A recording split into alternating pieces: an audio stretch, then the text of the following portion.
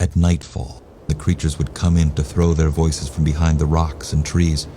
The commotion might go on for an hour or more. Anyway, the sounds, that was in 1971, and they were very aggressive sounds. They sounded like they were either fighting with each other or whether or not they were going to eat us for dinner or carry us away for breeding purposes. None of us knew. And so we were all huddled together inside the shelter like they had been before, witnessing this. And I knew that the other guys, the previous times, hadn't been hurt. You know, nothing was going on with them other than just the aggressiveness that it sounded like. And so I kind of you can't help but have a little bit of concern about yourself, you know, when these sounds are so big and you see these tracks that are so big, these things, you know, 8-10 foot tall, and, you know, they got to weigh 600-700 pounds at least, and to leave the tracks they're leaving, and to make the sounds they're making, have to have a lung capacity that would just challenge out of a gorilla or a horse, you know, or more.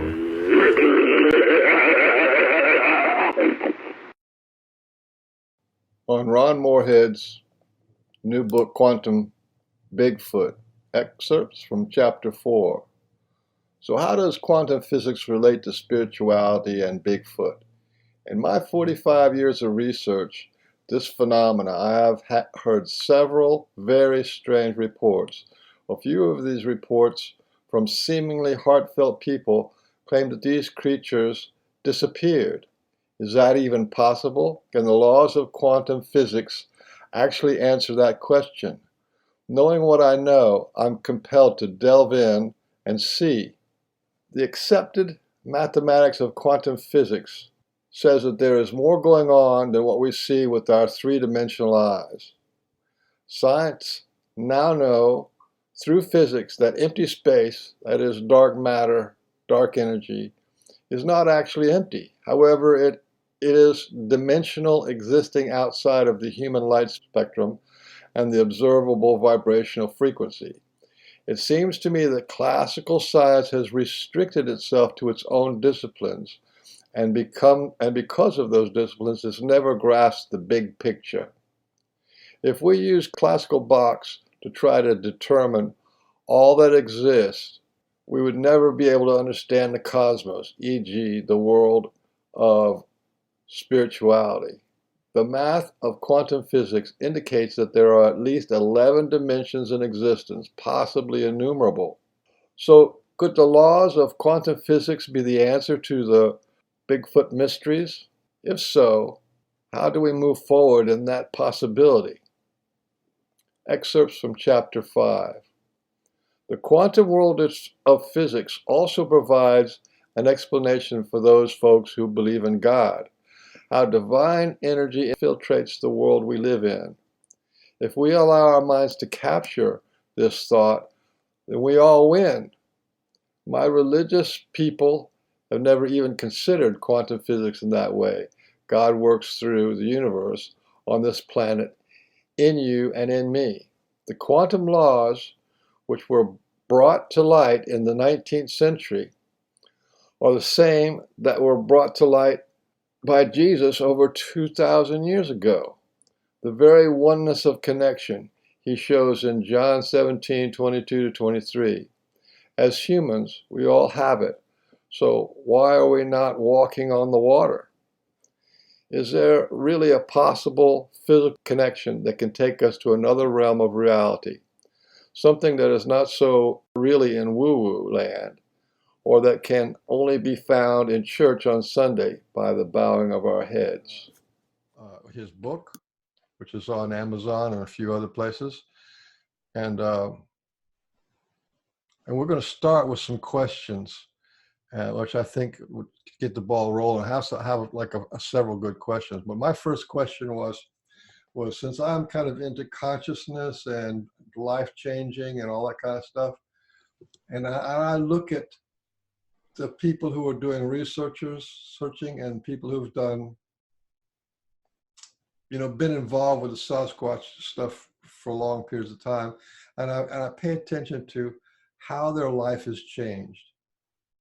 And that would be my question to you. If you can look at your life, like you've had an amazing adventurous life and scuba diving and flying airplanes, traveling around the world and doing all kind of really great stuff.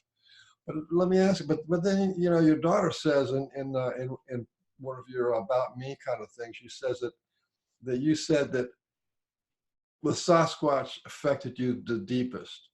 So I wanted to ask you, the question is, how do you feel like your life has actually changed? For the good, for the bad, whatever. Well, I think it's changed for the good once you understand maybe a little bit more about life. And as we get older, we all kind of want to understand more about what's really going on and what the life is all about. Sasquatch, started off like most everybody does. They're thinking they're just dealing with an ape in the woods, and that's what we thought in 1971 when I was 29 at that time. And we thought we were just dealing with some kind of a creature out there, which we were, but we underestimated what we were dealing with at the time. We tried to trick them a lot. We thought we were smarter than them, and I'm not so sure about that. And I'm not so sure about that today. In fact, I'm pretty sure we're not. These things seem to be pretty elusive, and I think they've probably been on this earth and longer than Homo sapiens than us, and yet they seem to be sapient entities, and they did evolve. It looks like from natural evolving, but something has put sapience in them. Something, I think, from the cosmos, probably alien intervention, and that's not my thoughts, but they are my thoughts. But I noticed they really conformed to Lloyd Pye, who I spoke with in 1995 here in Washington, actually, and I didn't really realize just how significant what he was saying was at the time, because I was again in the ape camp. I call it the ape camp because that's what most people think they're dealing with. Most researchers are out there trying to discover this ape.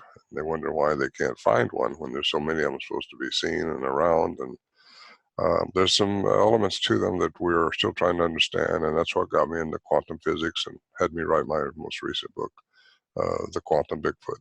My first book, which was Voices in the Wilderness, and that's on Amazon also my website.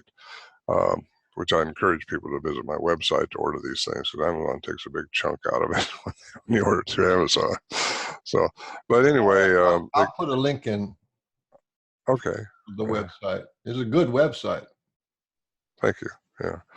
I give credit to Guy Edwards in Portland, Oregon. He developed that for me, and he also developed the cover of my book, The Quantum Bigfoot. Which I give him credit for that, because I had a different cover figured out. But anyway, his cover seemed to be very well accepted, and I certainly accepted it. It looks really pretty cool, I think. So anyway, how it's changed my life, I believe it's for the better, because now I understand more. I understand a little bit more about how other dimensions exist, how it got me into quantum physics, which is the rule that the laws that govern the universe, that's from the most minute level of our existence of energy all the way into the universe, wherever that is. But quantum physics became very popular in the early 1900s, with Einstein and Tesla and these different physicists who got into it, because classical science, which most people live by, they think everything is measurable and predictable, and that's Newtonian physics, and that's from 1687, which we were all taught in school is what we've got to go by. And if it isn't measurable or predictable, it probably doesn't exist. But I think that's all been established as being, it's in a way it's true for our three-dimensional world, but then they've also established other dimensions exist. Religions might call that heaven. They would call that heaven. Physicists call it dimensions, and they say there's at least 11, and I think they seem to think there's probably a lot more. But in order to disprove what they're saying, you have to disprove them mathematically, because they proved it mathematically. And unfortunately, people think, well, it's just a theory. But it's more than just a theory, because you got to unprove it mathematically, and it hasn't been able to be unproved. And believe people have been trying for 100 years to disprove the theory of quantum physics, but it's there. It's a science that's accepted worldwide by physicists. But yet people seem to think that they can only identify with what they can see. And there's more going on, and that's our intuitiveness, our sapience. Well, what are we as human beings? I think it's brought me into that as far as how it's changed me. It's brought me into understanding what we are more as a human being, and it goes on from there. So it's changed me, I guess, for the better. I seem to realize now. I was raised around religious people. I don't claim to be religious now, but we're all spiritual, I think. Spirituality and quantum physics are synonymous, in my opinion. A lot of people will say, well, he's in the woo camp. Well, the woo, what's the woo? The woo is quantum physics. And if you are an atheist or something like that, well, you can just keep me there if you want to, but that's yours. But I think if you're everybody's spiritual being, whether you like it or not, according to Stephen Hawkins, energy can't die. It just passes to another form. Same thing, Einstein said that too. They've all concurred that energy cannot die. So that means the energy that we're all made of, from the most minute level of existence, we pass on to some other form. And some people think you come back in multiple embodiments, and some people think you don't. You just go up there and herd sheep the rest of your life in the universe. But anyway, it's brought me into more thinking how those scriptures that I learned as a young man make more sense now, because when Christ was here, he said that we can do what he was doing. He encouraged us to go out and heal the sick and do all that stuff. Well, none of us are, most of us are not doing that stuff. That means we have more to go. We got more to learn. And so I'm on a track to learn that. And you learn it through caring and loving for others. I'm not sure I was that way in those days. You know, I wasn't a bad guy. I didn't get in trouble, but yet I didn't realize how important the word love is. And Wow. it's very important. And it's the key to our existence. It's a key to everything, really, Let in me my let me opinion. toss in. There's two things that we talked about in our texting back and forth. One of them was about quantum physics, and the other one was the spirituality of humanity. Let me talk. Let me give this a quote of quantum physics. This is from Werner Heisenberg, and Werner Heisenberg was considered one of the fathers of quantum physics. He said, "The first gulp from the glass of natural science will make you an atheist. But at the bottom of the glass, God is waiting for you."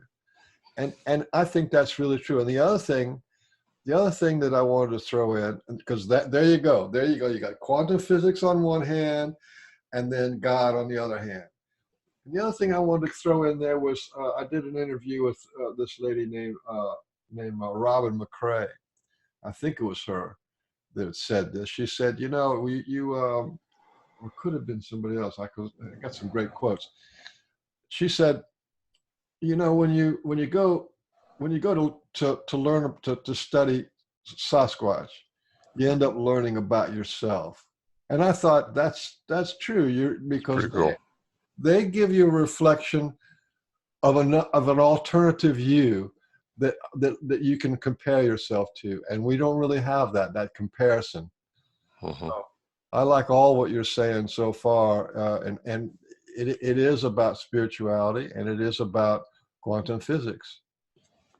Yes, I think that all people that want to, and I come down this wook thing, because that seems to be a word flying by us all the time. They get it out of the norm of classical science, that people call you in the woo camp. Well, come on, people. It's just their lack of understanding, or they wouldn't say that. If they understand quantum physics, if they understand that they are a spiritual person at the most minute level, we are all energy, and we're all going somewhere. And it's just a matter of understanding, instead of trying to down somebody for their view of something strange, because something strange goes on around these Bigfoot creatures, and I've experienced it. And I think until somebody has experienced it, you won't really try to understand it. You just think, wow, something crazy. They're paranormal. They like that word paranormal too. Paranormal is just something we need to understand. It becomes normal once you understand it. And I think that's where the culture is headed towards, is understanding more about who they are as Homo sapiens, who we are, what we're created like. I think our DNA has been changed to, altered from the troglodytes, and I just believe that way, and I think that's based on a lot of things I've been looking into over the years. So has it changed my life? Absolutely, it's changed my life. And I'd say for the better, because it makes you, you sound wiser and deeper.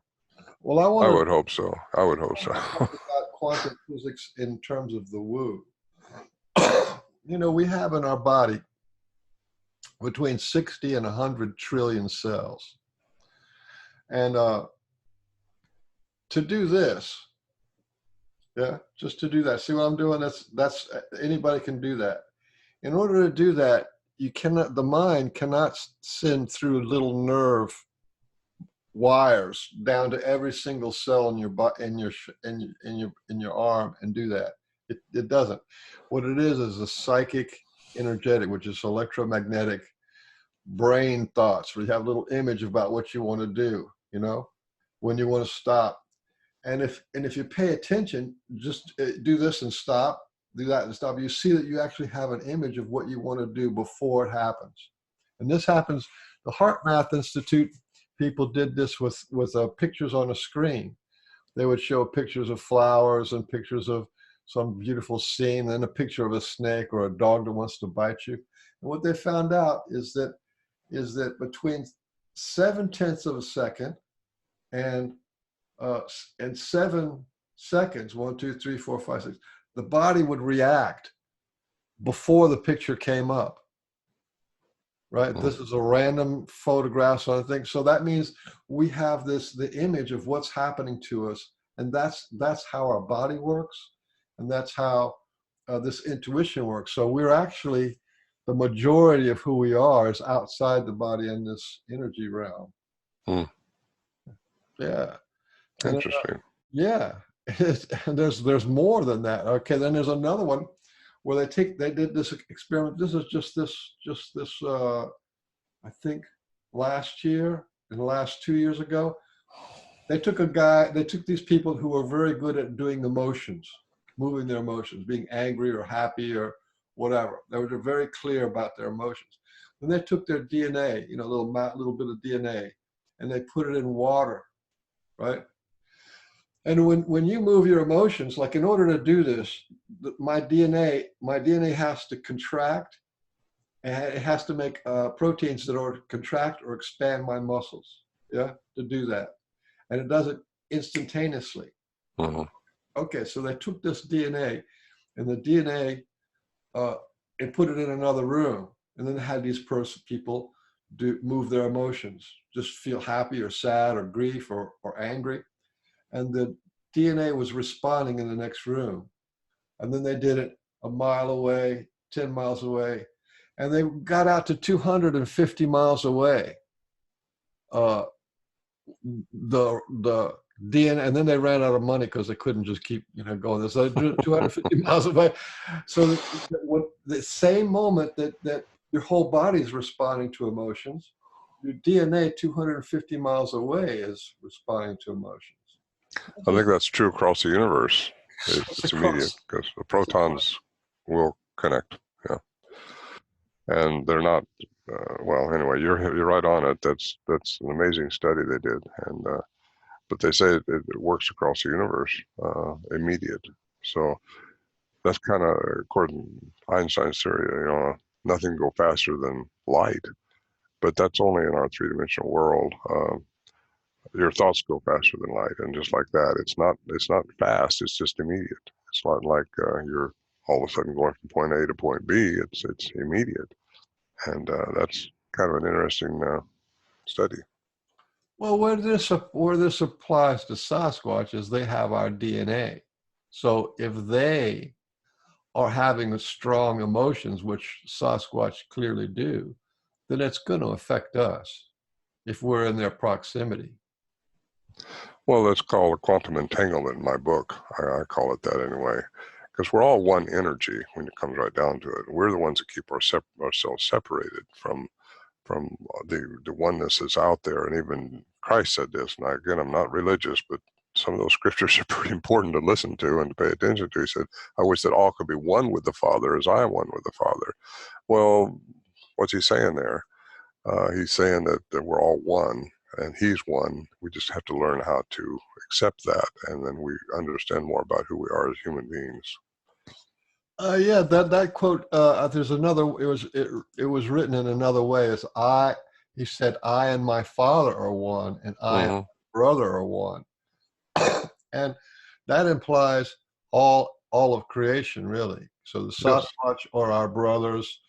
The trees, the animals, our kids, our dogs. You know, that was with dogs. There was that guy, Rupert Sheldrake. He did this amazing thing with dogs. Did you ever hear about him? I don't think so. Okay, he's this British guy, and he's was doing this study on the psychic phenomena with dogs. Dogs know when you're coming home. So he had this thing where he had a video camera set up for the dog, and then he would have the owner, go off to work or go off on a little, whatever they were doing, and he had a video camera on the owner, and they had it set up with a double blind, so the owner did not know when he was coming home, and nobody knew when he was coming home. They actually had a random number generator to figure out what the time, and they would call up the guy who was filming, and then the guy who's filming would say, "Okay, let's go home." Now, when the guy said to the owner of the dog, "Let's go home," then the other video camera, the dog would get up, start going around a circle, and go to the door. And he did this hundreds of times. And they did it with different cars, sometimes in taxis, so the dog wouldn't know what it was, across time, different times of the day. Yeah, and it's the same thing with cats. Like cats, they know when you're going to take them to the vet. And well, all life can respond to what you're saying right there. Yeah, it's a life form, and pretty much like trees, even plants. You sent me that video on this experiment that was done with plants, which actually was done years and years ago. But it's interesting that plants can respond to you and to carry. You can kill a plant by thinking about it if you want to, I know. or you can keep life in it if you want to. It will tell you when it's thirsty. And I'm not one of these tree hugger guys, but I took a class on this years and years ago on being aware and being how energy works. And it's just interesting how we are as humans, and we need to understand better all this, I think. And somehow this relates to Sasquatch because they have, I think, probably evolved a little bit more than we have yet. We have more to go, in my opinion. So anyway, these things, they are from the troglodytes, I think, but there's been a DNA manipulation in them, and they give them the sapience.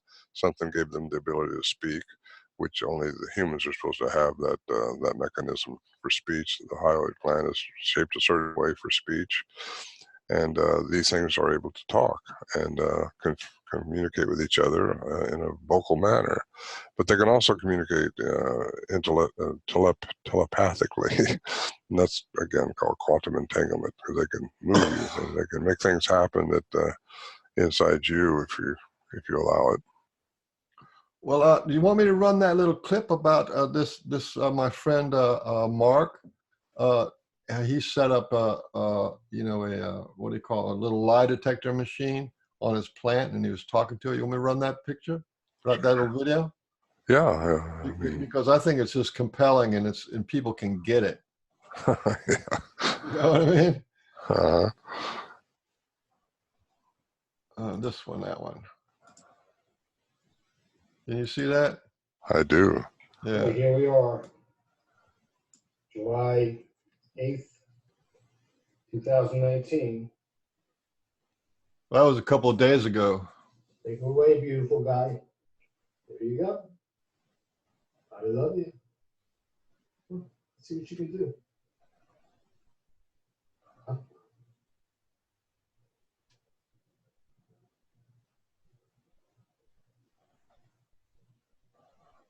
Come on. You can do it. Let's go. Yeah, you're beautiful. You're gorgeous. Absolutely gorgeous. There you go. There you go.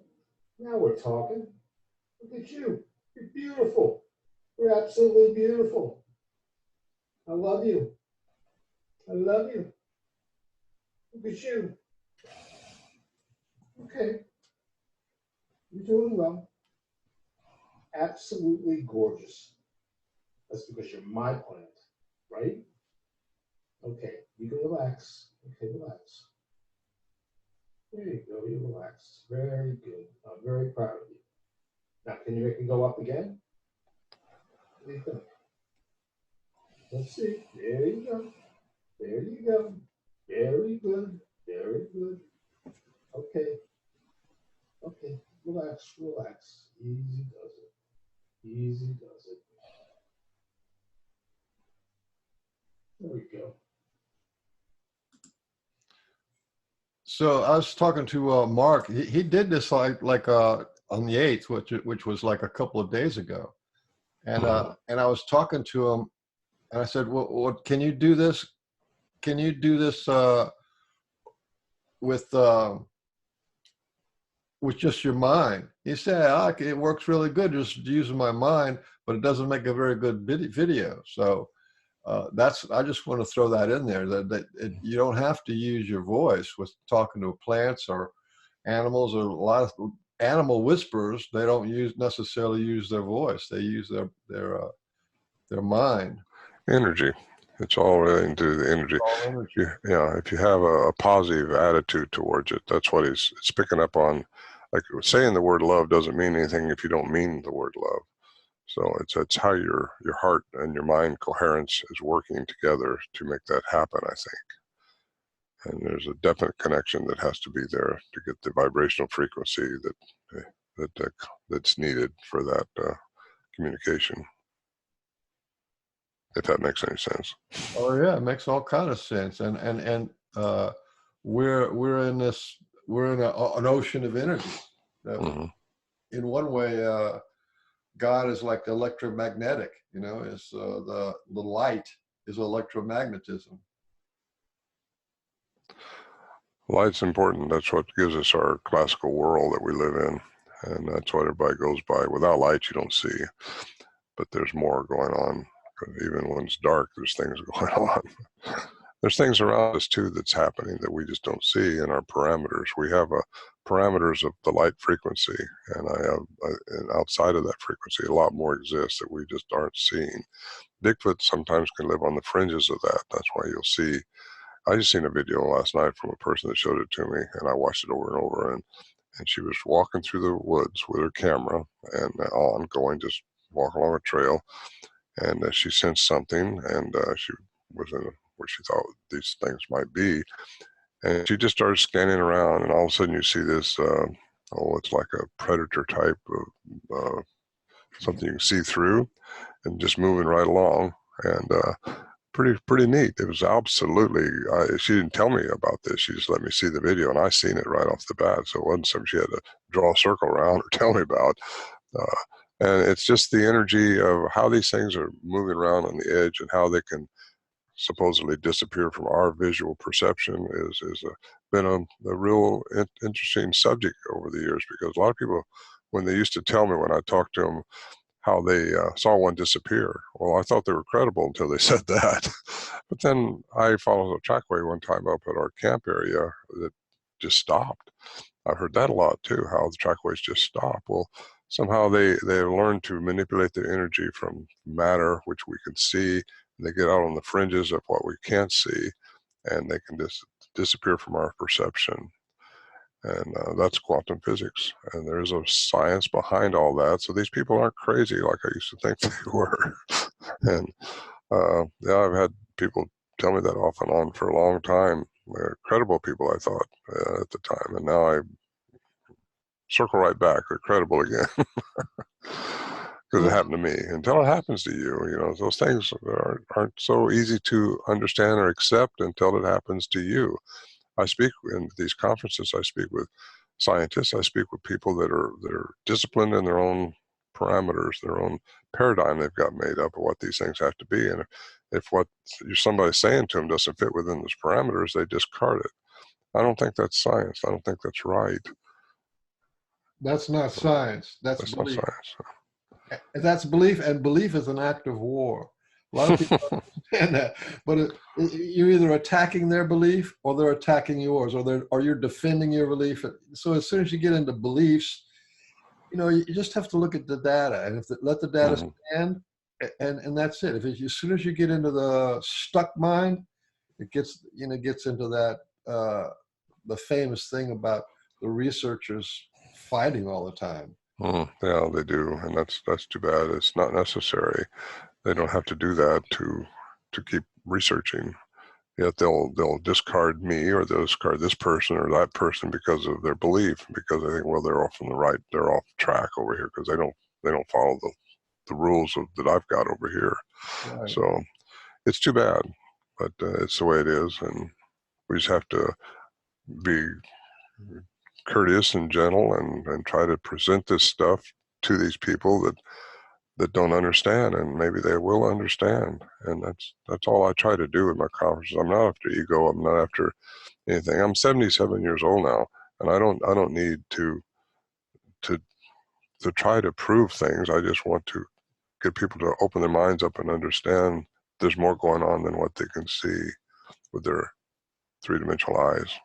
Well, this is a good segue to another question. This friend of mine named Sam Chandler.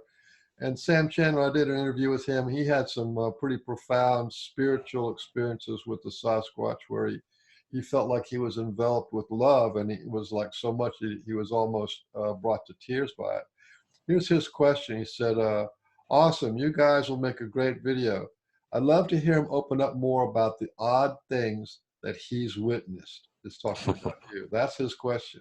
Is there more odd things that you've witnessed or heard about?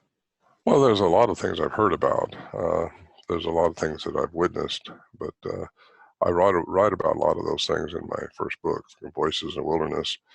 But yeah, I mean, there's things like, well, I talk about this big tuning fork sound that was above our heads in the daytime, and we'd all try to find the source of it, and you can't. It's just a big, like a tuning piano. You know how those tuning forks are? But it was like a multi-ton tuning fork. It was huge, and you never could see the source of it. And that's happened to us up at the camp. Besides the lights that would happen, we'd see lights. The sounds, what about famous one. Were the lights like orbs or just flashes in the woods? What kind of lights were they? Both.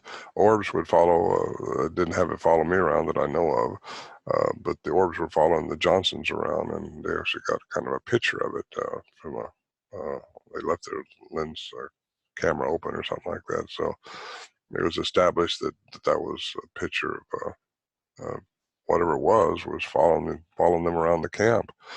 And the one I saw, which was huge, it wasn't just a little orb, it was a huge, like a big blue ball come down through the sky. It was definitely controlled. I tell people it looked like the moon, and except it was controlled. We lost it behind the trees. Wherever it went, we don't know. Just in 2016, when I was up there, my wife and I saw this bolt of, and this is in David Paulides' 401 Missing Hunters. I took them up there for filming of the Sierra camp. First time I've ever done that. And they recreated this light that I told them about. It was like a lightsaber in Star Wars. It was a tube of light. And it just comes floating by our tent. And we watched it for several seconds. I didn't know what to think of that. I'd never seen a rod of light like that before. But they did a really good recreation of that in the film they did. And it was just, what was it? I don't know. What are you going to do with it? You don't know if it's coming to your tent, what it's going to do, what it's about, what it's doing. It just kind of strolled right by us and just kept going. And, we're not hallucinating anything. This really happens. And, people want to say, well, you just thought you saw it, or they want to try to find some way to discredit you when you tell them something strange like that, because it's not in their world. It's not in what they can believe so easily. Until it happens to them. When it happens to them, then they're a little bit more open to it. But I've had that. We had, I tell people about this too, our camp being tore apart. One time we was in the shelter up there, and we thought it was being tore apart. We could hear all the rattling going on. It sounded like the barrels of food we'd hauled up there on our mules and all was being strung out everywhere. And you look outside later on and nothing's changed. What do you do with that? I mean, how do you count? We had no idea how could that happen? Did they hypnotize us all? Did they brainwash us? What happened? Or did we hear into another dimension? Or can they make that sound, all that multitude sound, with a vocal mechanism? Which I tend to think that's what might have been going on. They have, I think, a very complex vocal mechanism, and much more complex than what humans have. What us, they are part human, I believe. The mitochondrial DNA shows that they show a human component to them, and that's what we have too. But you mentioned earlier that they share our DNA. I tend to think we might be sharing their DNA because we're from the troglodytes. I do believe in evolution, but I believe that I agree that there's a God, whatever God is, it's an energy source, has manipulated our DNA into what he created as his like him. And we are special in that regard and been given dominion on earth. So anyway, these things, whatever they are, they're not like us. They weren't created in that image. They were created in the image of the troglodytes, and that's why they look like one, I think. But a lot of them, I got to say this too right quick.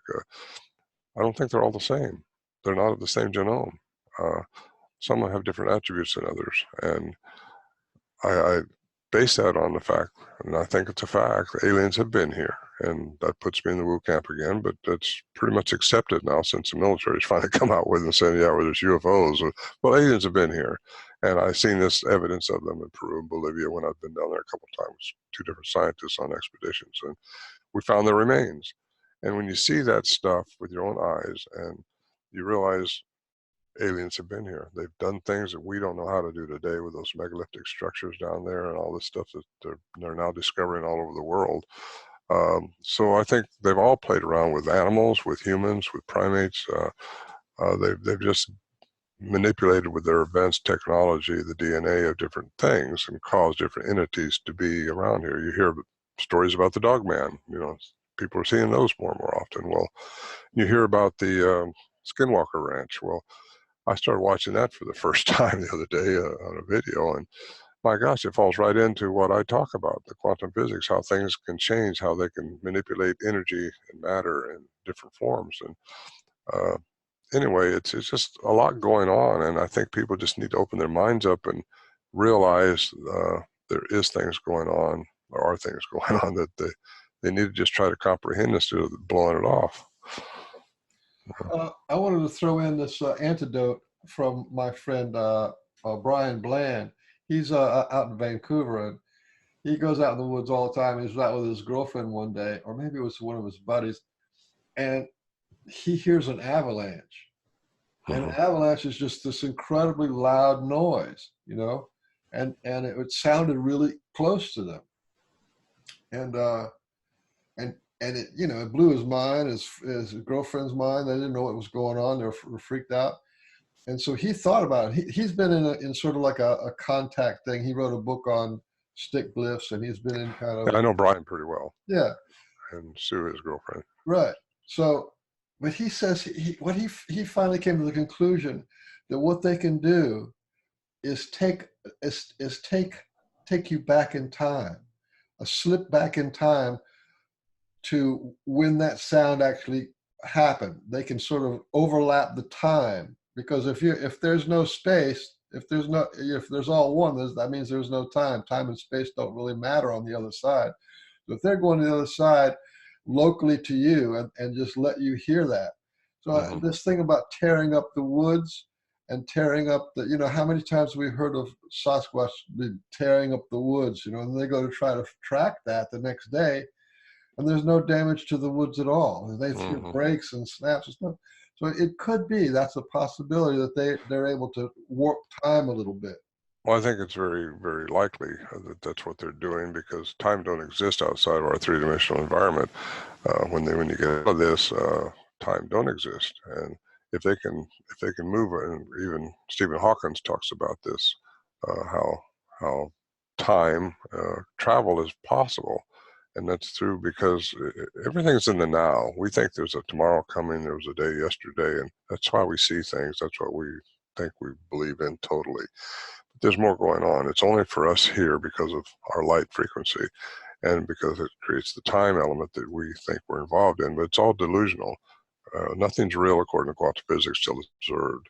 If these things can move in and out of dimensions, they can move a time something, maybe like Brian said, maybe that's true. One time we was in our shelter, I'd have swore we heard, and we're 8 miles in the wilderness at 8,400 feet elevation.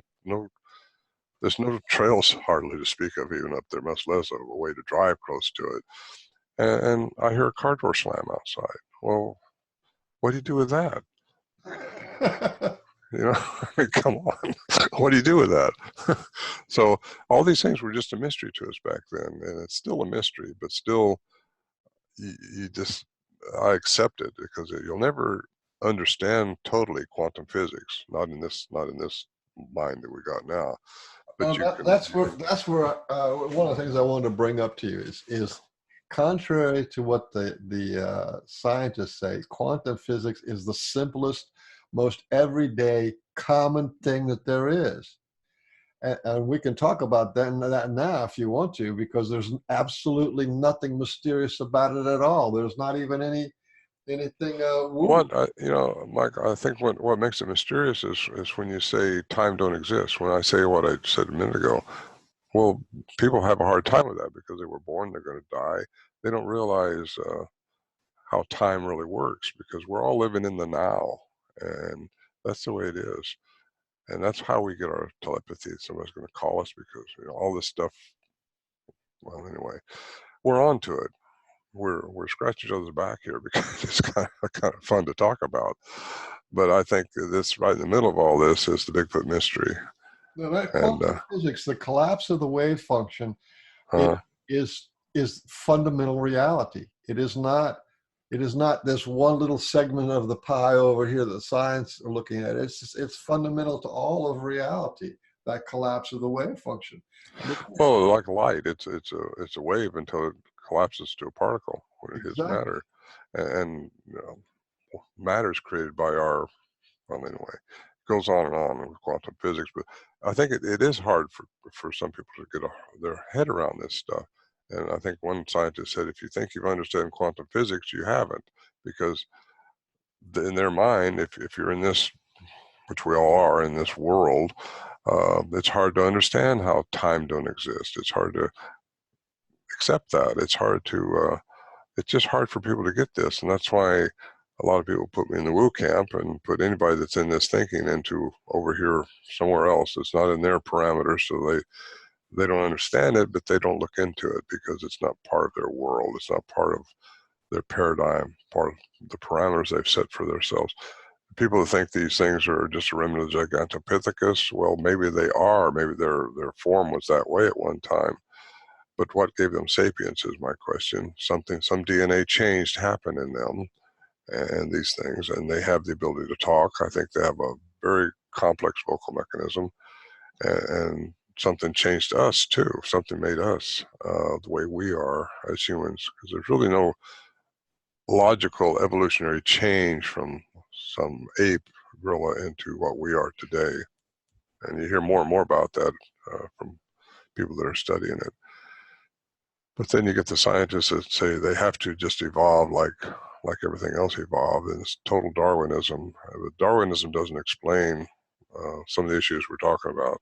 It does not explain your telekinesis. It doesn't just explain our consciousness the way it is. It doesn't explain our feelings. It doesn't explain a lot of things.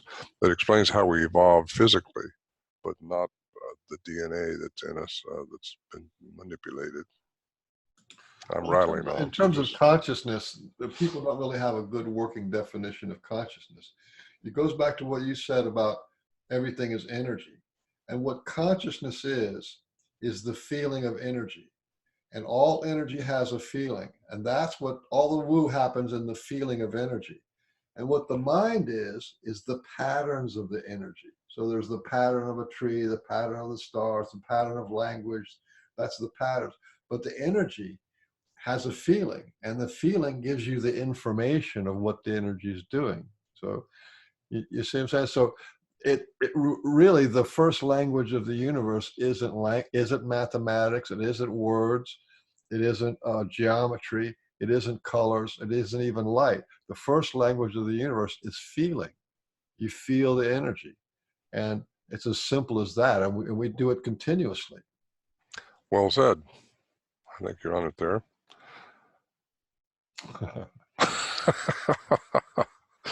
I'm really enjoying this because the issues that I have with the what do you call it? The uninitiated woo people, the people who haven't got enough understanding of what the woo is, and then they throw it all up. Oh, they're apes, and they're gonna kill you and eat your babies and stuff.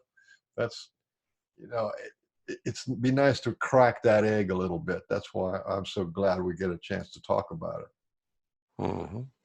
Yeah, I'm enjoying it too. I usually just talk about our camp, Bigfoot, stuff, my experiences or around the world, stuff like that. But just to get into it deeper like this, I don't know what your audience is, but they pretty much, I hope they're following this, because it's really important for understanding a little bit more about what's going on in reality. Well, my this playlist is started off with Dr. Edgar Mitchell's Foundation for Research into Extraterrestrial Encounters. So I started off interviewing people who are having ET experiences, which, by the way, did you know that there's a certain percentage of people, I think it's around 30-something% of the people who can remember being on craft and can remember the people that they see on craft? There's a whole bunch of people that they see. The first one is light beings. The second one is humans like us. The third one is the little gray people, and it goes down to the reptoids and but then like the fourth or fifth, or I think the fifth or sixth one is Sasquatch. People see Sasquatch on the craft, and this is done by a worldwide survey, 800-page book. They got all that said. They see Sasquatch on the craft, and it's to the tune of about 36-37%. So. And as you were saying, there's different types of Sasquatch. So I think it's 19% of the people saw short, hairy, like under 5 feet or under, and then something like 17% saw the tall, hairy humanoid types on craft. Mm-hmm. Yeah. So, I've heard that. Edgar Mitchell, he's one of my favorites, actually. He said it takes classical and quantum sciences together to have clear perception, which means you got to work it all. And some people are just in one field, and that's too bad. Yeah. But he evidently had witnessed some things himself. Well, we used to have this thing called natural philosophy, which was inclusive of everything. And then it got shifted over to rational material reductivism. So they're trying to reduce everything down to its basic element. It has to be rational, it has to be material. Mm-hmm. That's when they made a mistake, because the understandings that people like Plato and Socrates had, and some of the Indian people had, and the people, Indian mystics, and the people in what do you call it, in Egypt, those people had understandings about what was going on we're just now catching up to them. Mm-hmm. Yeah, that's true. Yeah, quantum physics and spirituality are the same. Here's something that Nikola Tesla said. He says, what one man calls God, another man calls quantum physics. Yeah. And really that puts it synonymous for me. And you want to get right into spirituality. It's the same as what God is, because we're all spiritual beings, part of one energy that's out there. And it's just very interesting how the scientists from 100 years ago are into this stuff. Oh, yeah. Albert Einstein said, we are slowed down sound and light waves, a walking bundle of frequencies turned into the cosmos. We are souls dressed up in sacred biochemical garments, and our bodies are instruments through which our soul plays their music. So that was Albert Einstein. That's pretty cool, yeah. Yeah. And here's one of my favorite ones from, this was Max Planck, who was another one of the founders of yeah, he's actually the founder. He got the Nobel Prize for quantum physics. He says, remember what consciousness is. Consciousness is the feeling of energy. And it was the feeling of energy. That's how the quantum physics works. So they collapse the wave function with their consciousness. He said, I regard consciousness as fundamental. I regard matter as derivative from consciousness. We cannot get behind consciousness. Everything that we talk about, everything that we regard as existing, postulates consciousness, and that in a nutshell really lets you know what's going on. It's not that everything is conscious; everything is energy, and everything is conscious. Matter comes out of consciousness, and consciousness is the feeling of energy. And that's hard for people to understand. What you just said is so true, but it's hard for people to understand. And that's what I'm talking about. If they can just get their head around this a little bit, and it doesn't take a lot. I'm not a physicist, but anybody can buy a book of physics. Not that complicated, really. No, you just get a book and start seeing how these things work, how all things work in the universe. I presented this. I'm in a kind of a forum with a bunch of scientists and all over the world, and it's like 50 of us, I think, involved in this. I hear these things come in, and I said, I just want one of you guys to tell me how far it is to the end of the universe if you think everything's measurable. I kind of stopped them, but either that or they wrote me off and just took me out of the loop. I'm not sure which. But I don't care because they're not getting it. Marbles to another game. They're still wondering why we don't set up trail cams, These things can, trail cams are very popular to the people that are selling them. They make money. And they might get lucky. People might get lucky if they catch them in the fringe of when they're in our environment, because like Patterson giving a film. I wanted to talk about Sasquatch and in terms of a relationship with the energy and with consciousness. Sasquatch, there's no question about it, from all reports, is they have a tremendous amount of energy. They can give you feelings of fear, make the hair stand up on the back of your neck. They can stop all the sounds. This is great energy that they have, the emotional energy. The people who are friends with Sasquatch, they can feel the great love coming from them. The people who are kind of off center with Sasquatch feel great fear and terror and PTSD. So, if you understand what I was saying about consciousness is the feeling of energy. Now, when you increase the energy, you increase the consciousness. If you can take anything else away from that, when you increase the energy, you increase the consciousness. Or if you increase your consciousness, you increase your energy. And if this is true, which I think it is, because it's from Penny Kelly, who's kind of a researcher in this level, then that's what a lot of the phenomena that we see is they just have tremendous energy. And with tremendous energy, you can do things like go invisible, connect with people, know what's going on, all that kind of stuff that we're not privy to. Yeah. I'm enjoying listening to you there, Mike. You're into it. It's hard to find people that are open to this, like we are. I'm going to say we. I'm going to include myself there. But it's what's coming. You know what I mean? I think so. I think that's what my encounter was all about in 2012. An openness, revealing of something new to us. It's not the end of the world. I never did think it was. I didn't pack my bags with grain and stuff like that so I could survive something. But it's just interesting stuff, and I got all my stuff laid out here. But, anyway, you ready for another question? Yeah, I'm always ready for questions. Okay, this is from my friend. He's right here in Savannah. Philip Palmer. He said, ask him if the Sasquatch shapeshift into deer and other forest creatures. I don't know how you would ever know this, but that's a good question because a lot of people think that. How would you know that? Yeah. How would we know that unless you can sense their energy somehow? Uh, don't know. If you want to believe what's happened at the Skinwalker Ranch, yeah, they can transfer their energy into matter of different types. And according to a lot of Native American lore, they live in two worlds, and they actually energize in trees. They live in trees, according to some Native American lore. And you hear this big pop or big bang. A lot of people call it a tree knock. Well, sometimes it's just a single knock. You wonder if what's really going on there, because I think it takes energy, and sometimes, a lot of times our batteries go dead up at the camp, just go dead. I had brand new lithium batteries one time when one of these things was outside, and I checked my recorder earlier, everything's fine. My brand new batteries, everything's fine. 10 o'clock that night when this thing was walking around out there, I tried to turn it on, and I heard this chatter going on Bigfoot, because I was there by myself, and that's kind of not a good thing to do.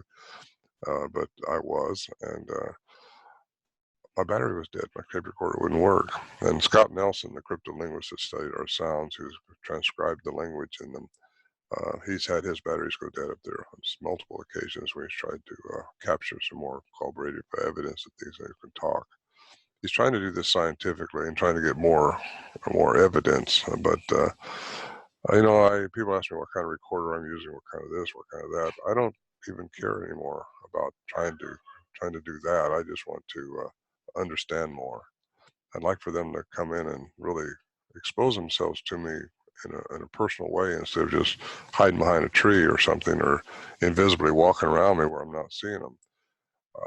If that's what's been happening now, I wonder just how much of that happened, because as close as we were to them up there at camp for several years, this family was coming around, and you didn't get to see them that much. My daughter saw them a few times. I've got a glimpse of them.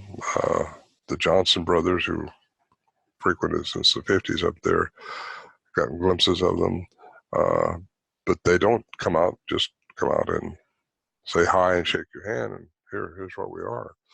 And you wonder why, and I think I know why. I think they're not supposed to interfere with what we got going on, with our decision making, with our karma, what we got to work out. And I think they know what's going on, because they are time. They know how time works, and they're in and out of it. And they don't want to interfere. They can't interfere with that. Otherwise, it screws up our karma. We won't do what we're doing. Well, here's the way. That's exactly right. That's one of the main teachings that they taught me. And they prefer to be nonverbal and invisible, and yet teach. They want to be able to teach nonverbally and invisibly.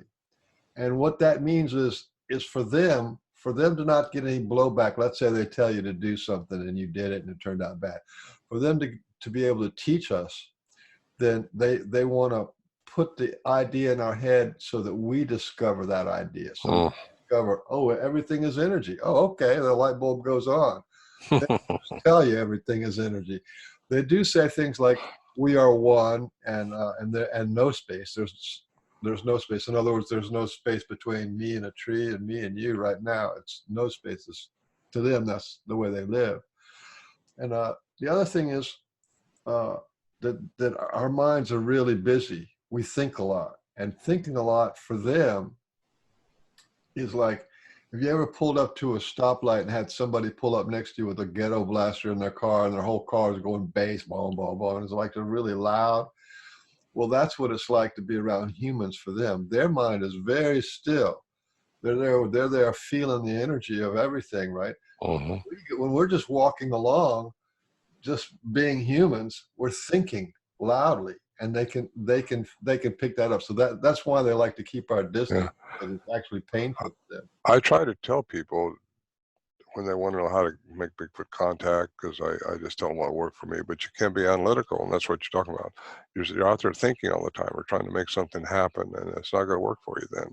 You got to just relax, get into a meditative state, or just enjoy what's going on. The wilderness is beautiful, and enjoy it, and be happy, and have a good feeling, and don't be analytical about things. And you can't, again, make something happen. I had a guy the other day wanted to order my CD so he could blast the sounds and maybe draw them in. I said, well, how do you know they're not looking for a mate?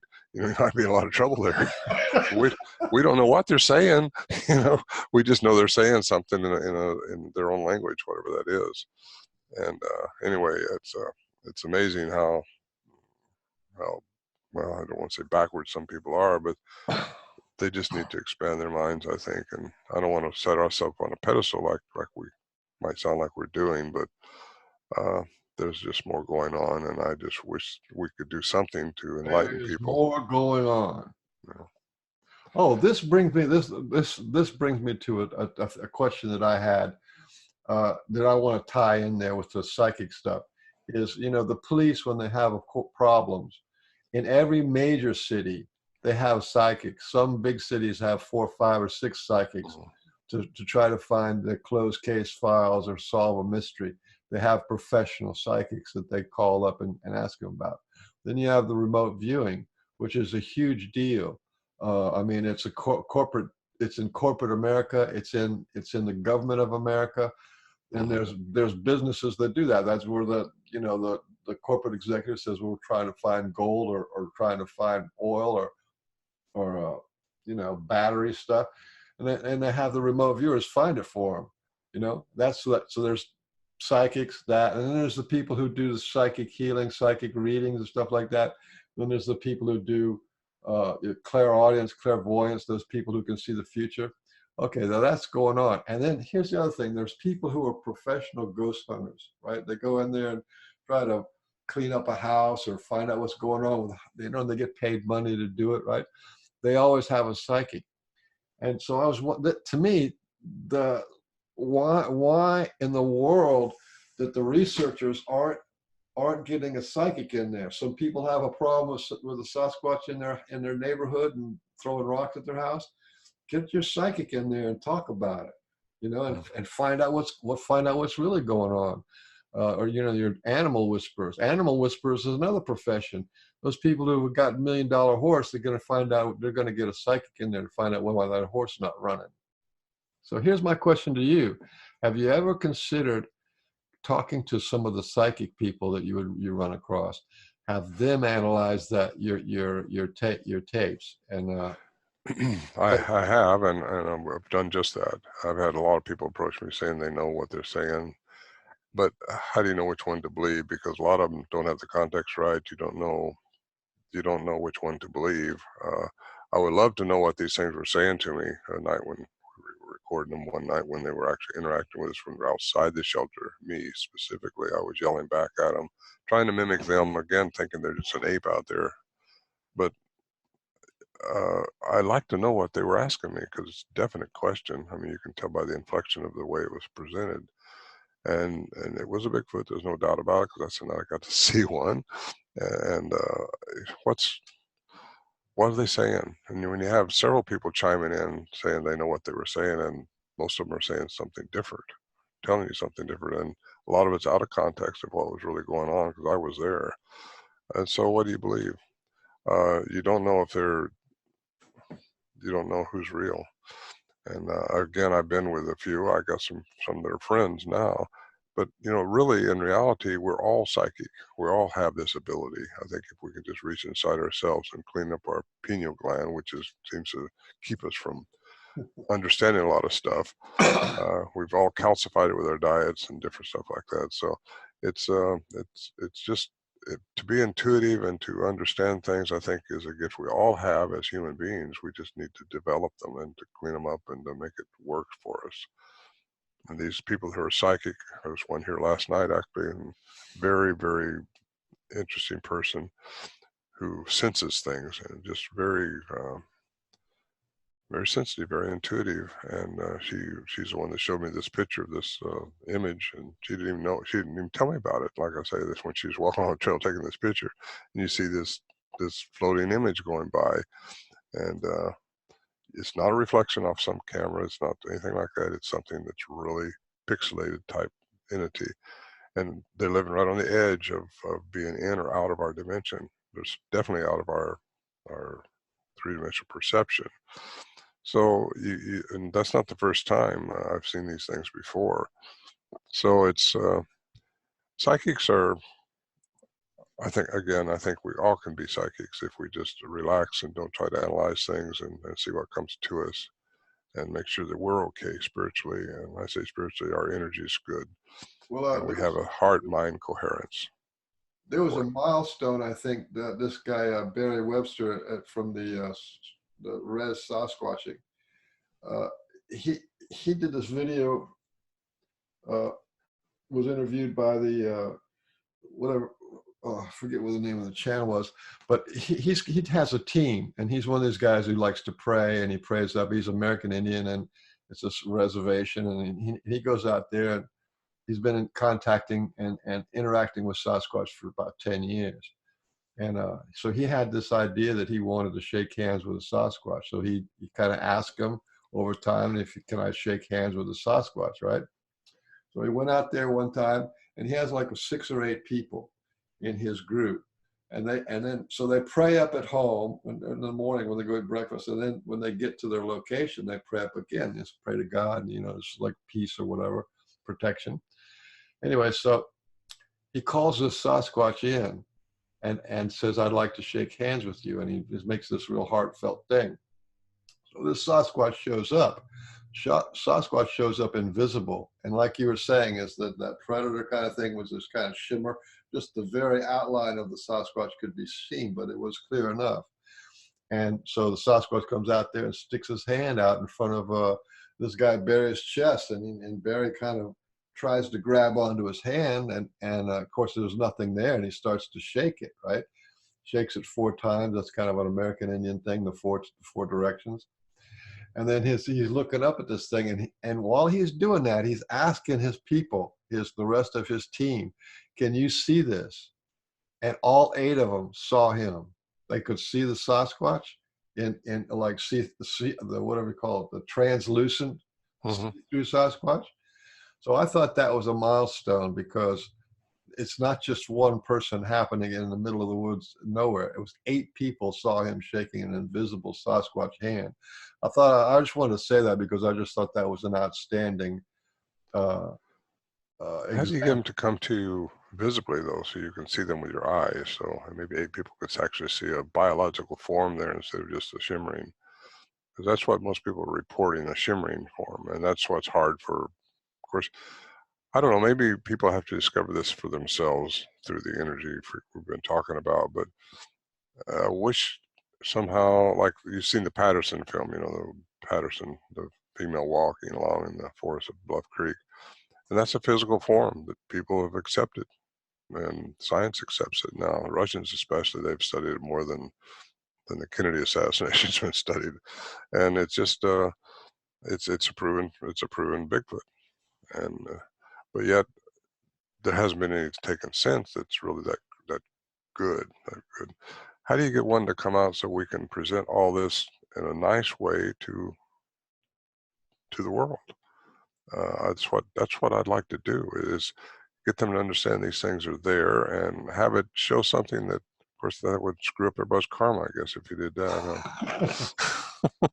They gotta have to discover for themselves, I suppose. But that's what my goal is, I guess, is try to present this quantum physics aspect in a reasonable way where people can wrap their head around it more, because I'm all in. It's just hard to do, because they've got their parameters set, and if what your idea is doesn't fall within their parameters, it's discounted, and that's too bad. Well, here's another question from Teresa Martin Taylor. Her question is, what are they teaching him? That's a big question. If anything, what are they teaching him, if anything? How much time does he put into establishing a relationship with the forest people? Would he do anything different than he has in the past? Change tactics? Oh, definitely. Oh, my tactics in the 70s was horrible. We underestimated, again, these things. And no, I would just be still and try to learn, just get in a meditative state. And I meditate in the mornings, just pretty much every morning, unless somebody's bothering me. I'll sit and meditate, and I'm trying to get a better heart-brain coherence so I can just be still and not be analytical. And if I get out in the forest, which I haven't had a lot of time to do lately, and a year and a half ago I had brain surgery, had a tumor removed from my brain, and it's kind of messed up my balance a little bit. So I'm not as active in the woods as I used to be. And that's too bad, but it's just the way things are. And I still want to learn more, and the way I'm going to learn is by being still and listening, and not trying to make something happen. I don't. You can't do that. It just doesn't work. And I do have, I've had strange things happen even when in my house. Like something hidden on the wall, or images I see, and it's just. I think things are trying to help me, but I've always been analytical, and that's really hard to overcome sometimes when you're trying to figure things out, and you got to just be still and know that I'm God, not me. Basically, that's it. And there was something Moses said up on the rock too. He said, the bush said to him, I am that. I am. And if you put it in that way, how does a bush talk? Well, it came to Moses in his consciousness. I am that, the bush. I am. And if you put the word that, like I am that, God is energy. And I always wondered what that statement meant. I am that I am. Well, come on. What does that mean? I never could understand that until it finally dawned on me. I am that. I am. And that was, well, anyway, I think you got to get in a meditative state. Okay, we're back on. I got one more question before we get to your the Sierra sounds and part of that. Did you take those personally, like they were a gift from you? Like, because not that many people have those sounds. Did you ever feel like it was a gift from you for you? No, I never felt that way. Okay. Might have been, but I never felt that way. Because when I see a stick glyph or something like that, I take it personally, like, oh, that was for me. Mm. Yeah. Well, here's the question from Lorraine Dawkins. She said, one other area I cannot get enough of is Scott Nelson has spoken of regarding Ron in his Honobia, Oklahoma Conference 2011, which has to do with physical healing. Ron and his horse were badly hurt when they tumbled down part of the mountain, not once, not twice, but 3 times. In my mind, I've always referred to it as the upside down horse. I didn't know if Ron would like to open up and give his perspective of that, since I've only heard Scott talk about it. I'd sure love to hear what Ron has to say about it. But yeah, that was quite a night, or quite a day, really. We spent all day trying to get into our camp and couldn't. I got thrown off a horse too and broke a rib, and Scott helped me back down. We worked our way around about, I guess about 12 miles to where my daughter was camped out, and we spent the night there because I wasn't able to travel, and I had a 5th-wheel horse trailer. So, make a long story short, I couldn't steer it either because I also sprung my wrist on that same fall, and so I was kind of hurting. And the next morning, my daughter, that night, something was messing around the tents that we had set up there. We had extra tents. Scott and I slept in. My daughter, my granddaughter stayed in the other one. And something was messing around with them all night. They didn't know what it was, but they got out and stayed around the fire, huddled around the fire. They kept it going. And that morning, just at the break of dawn, she seen one run across in front of them, not too far away. And my granddaughter had taken out walking on a dirt road, which was back there. It just goes to a little dead end spot. And anyway, the horses, which we had tied up, all 3 of them, the mare that Scott had rode that day was upside down that morning with all 4 legs sticking straight up. what? Yeah, Oh. and I don't know. I thought it was dead when I saw it because my daughter said, "You got to get out. I just seen a Bigfoot run across here," and so I worked my way up off the mattress. I was on an air mattress and got out of the tent and seen that horse laying there. And what a Kodak moment that would have been if I could have got a picture. I didn't even think about a picture, but I went over there and she was alive. She just laying there on her back, all 4 legs up, straight up in the air. And I never have understood that. The other horse, which we was packing, she was loose. and you don't just get loose. I mean, the way I had them tied up, it took something special to get her loose, but she didn't run off. She was just laying there standing there looking at the other horse laying there. So I don't know what to think about that. I don't know what was going on, but later that day we found the trackway. Well, let me back up a little bit. This thing where it was running was where my granddaughter had walked to, and Rhonda, my daughter, thought, well, she'll see it too finally. Well, she's walking along there, and when she came back, I asked her, did you see anything over there? We didn't want to influence her. And she says, yeah, this big white wolf ran out right in front of me, stopped there and looked at me, and then went right up the hill. Stopped a little bit longer, stopped, turned around, looked at her, still went up the mountain.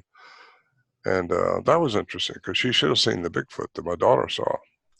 So that's all I'm saying about that, because if you talk about shapeshifters or what they can do with their energy, you know, that points right towards something like that. 4 or 5 stories. Like just the other day, I heard a story of a guy who was being trailed by a Sasquatch, and it was him and his family. And the Sasquatch was going tree to tree, and he couldn't see him. He was just right. He could hear him, but he couldn't see him.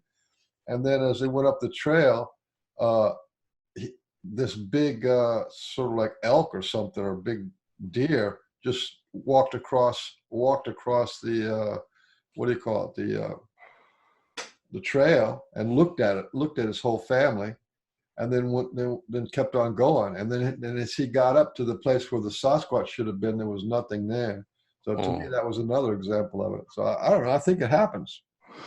You know, if you trust the Skinwalker Ranch story, it probably happens. That's why they call it Skinwalker, because they walk in different shapes. And they've seen Bigfoot there. They've seen this wolf. It was 3 times the size of a regular wolf, according to the story. Interesting story. That's in Upper Utah. And so anyway, get on with that story. Later on, we found the trackway of this Bigfoot, and that's when my first time I ever saw a trackway just stop and disappear, like just nothing. No tree it could have jumped to, no rock it could have boulder it could have jumped onto. It just couldn't find where the trackway went. So that was pretty significant. Scott thought that was extremely significant, and so do I. But then nothing surprises me in this Bigfootology anymore that we're involved in. You know, just anything is out there. They braid ropes. They probably leave glyphs. They work with where you're at, I think, at the time. I don't know, maybe trying to tell you something. I don't, as far as healing goes, I don't think I've ever been healed by one of those things. I'd love to be healed now. This dizziness I've got all the time, but it's I've heard a lot of people claim healing with these things, and I don't doubt for a bit that they could probably do that, because you know, it's all energy, and all you got to do is manipulate it some way. We should be able to do that to ourselves, but we don't. And I eat right. I'm very well taken care of, so I don't, lack really. But I don't know what to give to that whole story other than what I've just said. It was an interesting time, though. We was there for about 3 days, and at this campsite. Nobody else was around either, so it was significant, because you got to always think about things, you know, who was around that could have fooled you or could have been messing with you. So anyway, Scott, he was up at our camp this last summer with David Pilates on that missing 411 hunters thing. David has warned me several times, because he's really into the missing people, you know, and around that area. And I didn't realize till he showed me a map of all the ones that are not accounted for. And he displayed 2 or 3 of them, I think, in the film where he shot with me up there. And I think there's good ones and there's bad ones. There's some that are not necessarily made of love and caring and all that stuff. Like, well, people think that's what they're all about. Well, they're not all the same. I just got to tell you, I just don't believe that one bit. I agree. Some of them have antagonistic motives, and others are benevolent. And I think I've got one of them watching over me, because for some reason I've been saved from a lot of stuff that I should have been not here today. Not necessarily Bigfoot wise, but I've done a lot of crazy things on the edge, and I've been very lucky in my life and very fortunate to have come across this phenomenon. And I think we're all here to learn, and that's what I'm trying to do, is learn.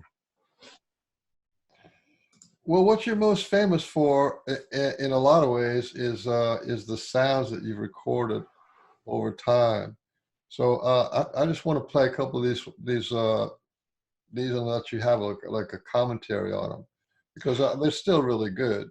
Yeah, well, I think the first one you say is the what is the first one?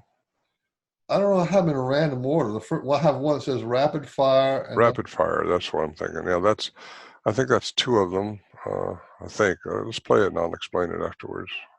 Okay, here we go. This is one of the first ones we recorded up there.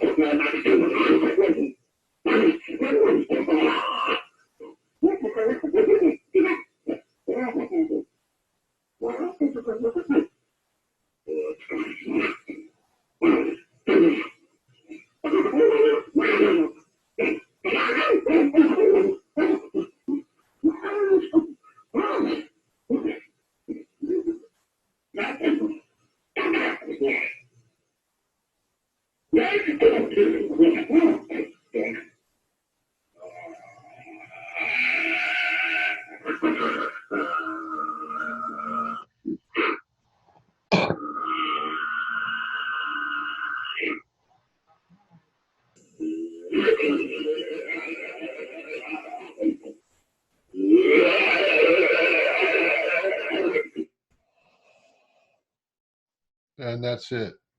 That was two of them. Of course, at the time, we didn't know if they were coming in after us, if it was arguing who's going to eat us first or what.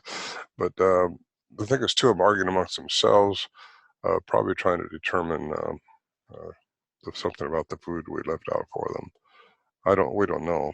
Didn't see them that night, but they're right outside the shelter there, and you don't get to see them. If you jump out of the shelter, they're going to be gone.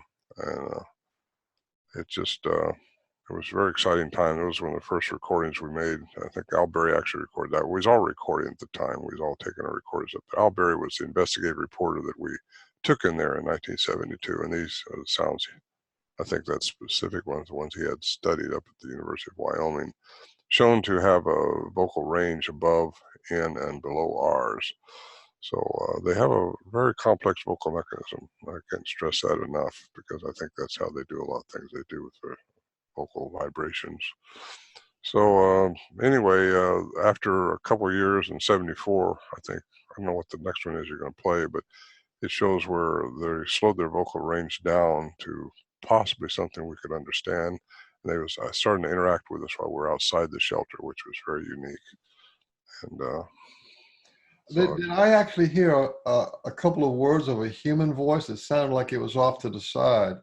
Was there a human voice in there? there could have been. I wasn't paying attention to that right then, but we had Warren Johnson, if he was there then, which he was that night, I'm sure. He may have been trying to say something, but I doubt it with that kind of commotion going on. I don't know that a human voice would have been there, but they can sound like a human. Your recorder was probably closer to them than it was to him. It was very faint. Yeah, that's so true. Yeah, as Al Berry's recording, it was positioned about 40 feet away from the shelter, and one of these things was, or two of them were right out there somewhere.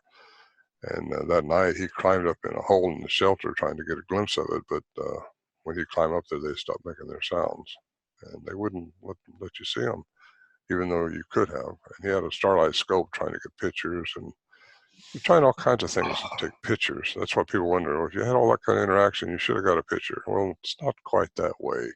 Anybody out there trying to capture pictures would know that. They just, I don't know, maybe they don't like their hairdo. I don't know what it is, but they are very conscious of human exploitation. And their energy is, I think, messes with cameras. I think that's so true. Yeah. This some people got pictures on their camera that they don't know how it got there, and this person I visited with last night had some images like that she didn't take the picture, but it was on there. And it was I mean, what she has is a mystery, because you see this bird flying along. She's taking pictures of this bird. It's a big bird. And all of a sudden, in her eyes, she didn't see anything. But when she's seen the pictures later on, looks like a head of a Sasquatch right there. And she never saw that.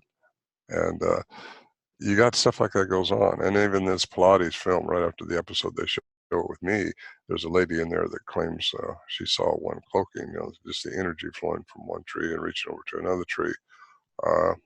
They really did a reenactment of that very well. And also the rod that I saw going through our camp that time, they did that very well. So there's a lot of people claim they see that, and I know some of these people extremely well, and I know they're very credible. So it's just what's going on.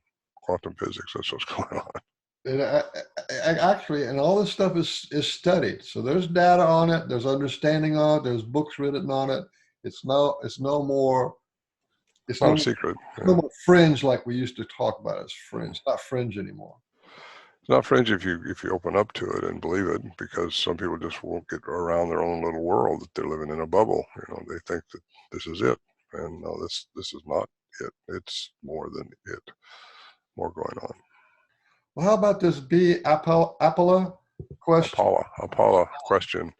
Yeah, this is one that was, and the way this was in 1974 when we were outside the shelter, just me and my friend Bill, and this is the night we both got glimpses of them, and it was asking me something, and that's why I call it a question, because I feel like it was a question. I didn't know what they were saying, but I was mimicking back to it. And I go ahead and play that one if you like. Okay, shoot.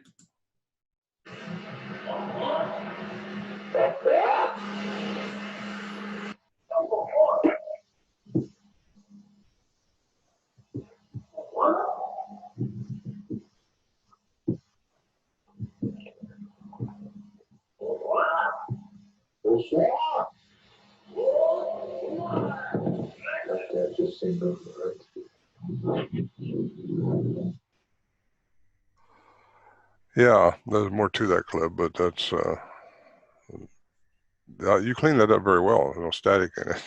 That was the night we got there. They were already at the camp when we got there. We found a big track on the trail coming in a couple hours before we got to camp. We was on horses, just unpacking them, and we started hearing the rocks pop and whooping sounds and stuff like that. And later on, if you just don't pay attention to them, they will come in closer. At least they did with us. If you start shining flashlights around or jumping up and down, they're going to leave. And we found that out. And so we decided we'd just keep doing what we were doing. And later they started yelling out at us. And again, I don't know what they were saying, but I got quite an interesting evening that time. And this is, by the way, the book Voices in the Wilderness comes with a CD. So when it gets to the context, my chronicle about all this, when we get to the context of these sounds, you can hear the sound on the CD. So that's not to be confused with the two CDs that I sell separately with the narratives. Well, I think I would have taken it personal, because they're coming out of their way and like actually talking. Sounds like in your direction. So that's. Oh, absolutely. It was definitely pointed at us. The whole night was Bill and I, and we had more action, him and I did, than anybody else up there. The other guys, when they come in, we'd have something happen, and a lot of times it'd be like the first sound we heard. But when they're up there just hunting, it seems like it wasn't near as active. I shouldn't say that, because it was always active around hunting season, it seems like. But later on, when they stopped interacting with us close, like they did just last time, the guys would go up there hunting season, and they'd come back and say nothing happened. But I stopped asking them after so long. It's the family now that goes up there. It's kind of a pristine area, so they like to keep it as private as possible.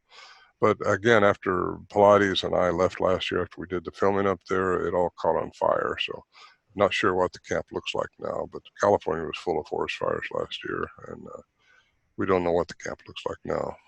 But again, all our barrels and all our stuff that we used to haul in has been taken out. It was taken out in 2015, and so it's really, the campsite is still there, but the shelter is not there anymore.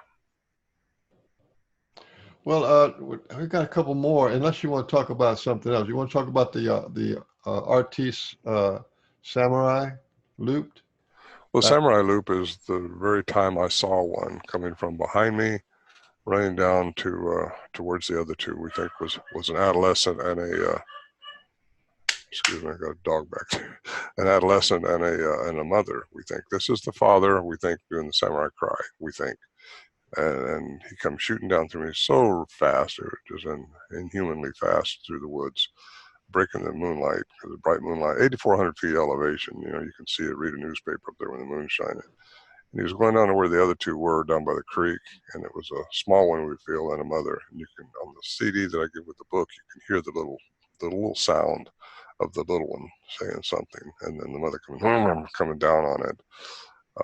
So this is the samurai cry, and I looped it because it's just the cry, and you want to hear it 2 or 3 times. So go ahead and play that if you like.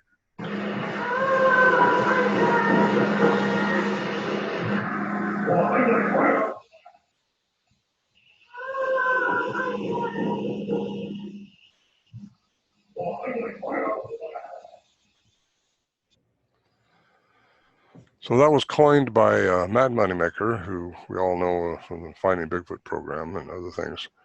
And he came up and heard the sounds before he ever started the BFRO network.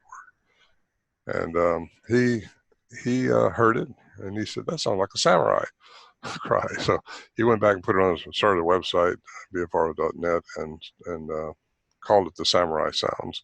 So it's kind of coined the name of the samurai sounds. And so anyway, that's the story of that. There's another one on there, Talk to Us, I think it is. Hey, you want to do that one now? Yeah, that's a little longer, but it's when we first started, they stopped popping the rocks. Well, go ahead and play it, and I'll explain it. You shouldn't talk to this.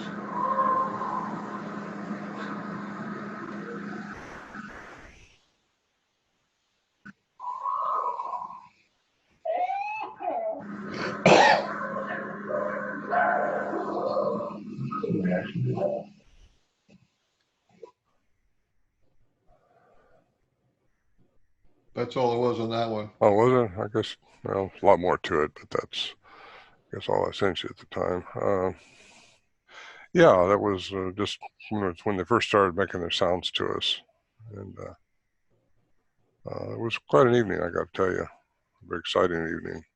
That's what I got to say about all this. You know, I've done a lot of things in my life, but this is probably the most exciting thing I've done is the Bigfoot stuff, and I'm still doing it today. It just if I go up into camp, I have to ride a horse now. I don't hike that routes anymore. It's just really tough, and it's an imposing hike, 8 miles into the wilderness. It's not an easy trek. I couldn't do it. I'm almost 70, and I'd have, like around the block is pretty good for me. I mean, flat land around the block, that's about as far as I can go. Listen, before we're getting close to the time we said we were going to end this, but I would be remiss, and I might get a spanking if I didn't mention that you're going to be speaking at the 2019 Chihuahua retreat, the big one up in Washington. Yeah. I'm speaking of Hinobi again this year too in October. Yeah, and a couple other places. I don't have it on my calendar handy, but yeah. Let's see. That's kind of what's interesting about that is it was inspired by the psychic people who are connected with the Sasquatch. Yeah, Kawani. I know him. I've known him since the 70s.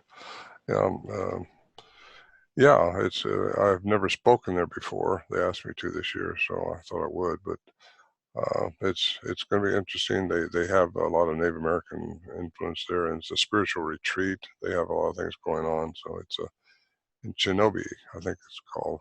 Chinobi? Cholula? Yeah. It's above Spokane. So yeah, it's above Spokane, about, it's about a 2-day drive for me. Yeah. I'm speaking to another tribe up here on the west coast of Washington here in September, Nia Bay. They're having a Bigfoot event up there. So I think the Native Americans are hooking into me more than us white people, because I think they're more in the spiritual realm of things, as they see that I am. World. Yeah. They know the spirit world is real. It's part of their history. It is real. Somehow. It's undeniably real. It's just most people, if you don't believe in spirituality, they're atheists, pretty much. Yeah. Because spirituality is part of what we are as beings, energy that can't die. But I thank you for having me on today. And I think this was a good. I was really glad that you you showed up. Like I said, I have a small channel. I'm not a big shot, but I really resonated with your quantum Bigfoot. I think that's what's real, and it's as natural as breathing for everybody. It's not special about it. It's just that when we see it packaged in a different way, it gets alarming or open, or like a light bulb comes on in our head and we get alarmed. But it's pretty much natural. All my books, both my books and both CDs that I have are downloadable too. People from overseas hears this or wants to have them, they can have. I don't ship outside the United States. That's 911 thing, security thing. Has me going to the post office filling out forms if I want to mail something outside the United States. So I don't mail the hard copies outside, but I will. I'll do offer them as a download on my site, ronmorehead.com. Yeah. And I'm glad to be able to do that. I have sold a lot of the quantum Bigfoots. Well, it did my heart good talking to you, because you're one of the few old school researchers, investigators who kind of made the whole arc, from just regular nuts and bolts and blood and guts animal, all the way to spirituality, and you can connect it also to God, religion, and quantum physics, and that's a really nice arc. Thank you. Yeah, that's what I wanted to do, and I'm glad you recognize that.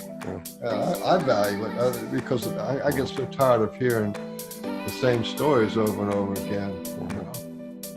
Well, thanks again, Mike. I appreciate you having me on. All right, thanks a lot. Okay, talk to you later. Thank you.